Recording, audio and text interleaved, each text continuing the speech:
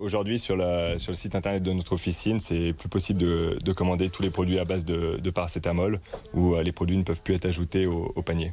C'est l'une des conséquences de la vente restreinte du paracétamol. Si au comptoir, les clients qui ne sont pas malades peuvent repartir avec une boîte, 2 boîtes pour ceux qui présentent des symptômes, sa vente sur les sites en ligne des pharmacies est désormais purement et simplement impossible.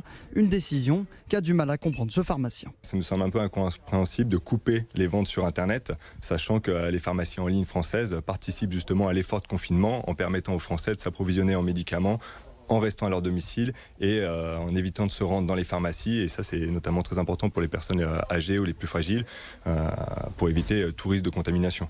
Une mesure qui divise donc, d'autant plus que les achats de médicaments sur Internet ne représentent qu'une infime partie du marché et font aussi figure de barrière face à la transmission du virus. Il y a assez peu de pharmacies en ligne françaises, donc la pénurie n'aurait pas été évidemment causée par les pharmacies en ligne françaises.